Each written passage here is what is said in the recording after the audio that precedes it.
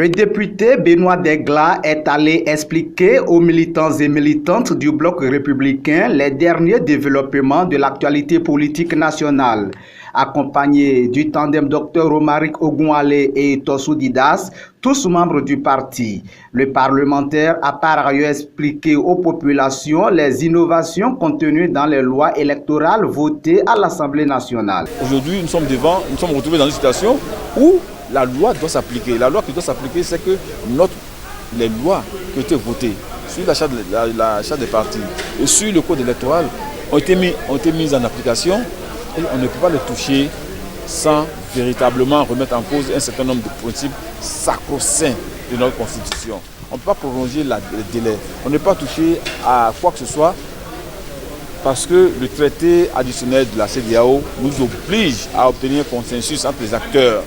Ce consensus, on a tenté de l'avoir. Le chef de l'État s'est plié en quatre pour que les députés, l'Assemblée nationale et les acteurs puissent rechercher ce consensus-là. On a tout fait. Nous avons attendu en vain des propositions constructives, conséquentes et logiques de la part de nos amis de la face. Malheureusement, il n'a pas été question, nous n'en avons pas eu.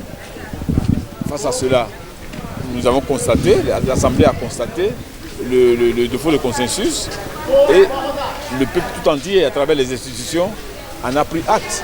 Et les élections, aujourd'hui, auront lieu le 28 avril 2019. Cette séance vise à donner l'information vraie aux populations, a indiqué le docteur Romaric Ogunwale, candidat du bloc républicain. L'Union progressiste et le bloc républicain sont les deux partis à compétir lors des prochaines législatives, mais la bataille ne sera pas aisée, annoncent les acteurs politiques du parti. Malgré que l'opposition ne soit pas présente, la bataille sera farouche. Nous allons nous battre parce que nous voulons démontrer que nous sommes le premier parti le plus fort, celui de l'avenir, de l'espoir du Bénin, le parti républicain. Et nous battons pour cela, nous battons pour avoir les 3 sièges. Étant républicain, il est important, voire nécessaire, de rencontrer les femmes de plusieurs arrondissements de Ouessé, notamment l'arrondissement central de Ouessé, l'arrondissement de Laminou et l'arrondissement de Douba, pour leur dire un peu les tenants et les aboutissants. Quelle est la position que nous occupons dans ce parti politique? Qu'est-ce qu'il y a lieu de faire pour réussir? Quel comportement adopter le jour des élections pour éviter les échauffourées? Si aujourd'hui FCBE est exclu, si aujourd'hui Restaurer Espoir est exclu, PRD est exclu, il vaut mieux que nous nous comportions comme de bons compatriotes, de bons citoyens, pour qu'on ne parle pas de guerre, on ne parle pas d'échauffourée, on ne parle pas de conflit. Encore que notre position par rapport à nos frères d'en face, nous avions majoritairement des gens FCBE chez nous. Il faut le dire, tous ceux qui sont Savais, tous ceux qui sont ex-OSC sont des gens qui sont majoritairement FCBE. Et aujourd'hui, FCBE est exclu. Il faut que nous sensibilisions les nôtres avant d'aller aux élections. Voilà la raison pour laquelle nous nous sommes retrouvés ce soir. Et je crois que nous avons majoritairement reçu les femmes.